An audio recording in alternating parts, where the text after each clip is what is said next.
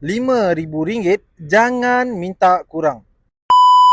Assalamualaikum dan salam sejahtera. Bersama saya lagi Panji Baini, Yuska Salesman anda.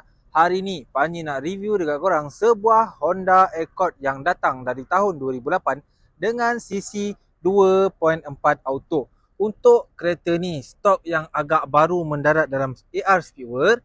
Harga asal dia RM30,000, tapi korang kena stay tune dalam video ni sampai habis sebab Panji nak bagi diskaun dekat hujung video nanti. So, untuk kereta ni, owner asal dah belanja cat baru untuk korang yang datang dengan warna purple yam. Memang sangat-sangat menyelerakan. Untuk kereta ni juga dah banyak jajan owner asal bagi. Contohnya korang boleh tengok dia punya muffler tip, dia punya skirting, dia punya rim daripada Mazda yang original. Mana lagi korang nak dapat? Ketebalan bunga tayar pun masih lagi tebal dan boleh digunakan. Memang sangat-sangat cantik. Untuk bahagian depan dia pula, korang sendiri boleh tengok, memang sangat-sangat cantik kan. Tak ada cacat cela, cumanya bahagian bumper bawah ni saja yang ada merekah-merekah sikit. Itu sahaja masalah kereta ni. Enjin, gearbox, aircon tak ada apa-apa problem. Next, kita tengok pula bahagian dalaman kereta ni. Untuk bahagian dalaman kereta ni, dia datang dengan interior berwarna hitam, seat fully leather dengan lining merah.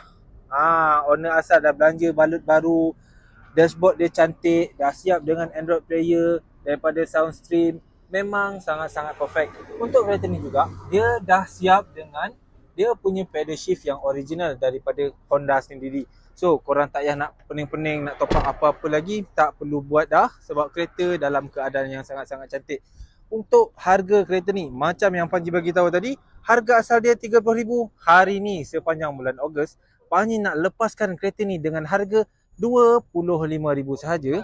Panji bagi diskaun dekat korang sebanyak RM5,000. So, korang jangan minta kurang. Kalau korang berminat dengan kereta ni, korang boleh contact nombor yang ada dalam video. Like, komen dan juga share supaya korang tak terlepas next update daripada Panji. See you next video. Assalamualaikum.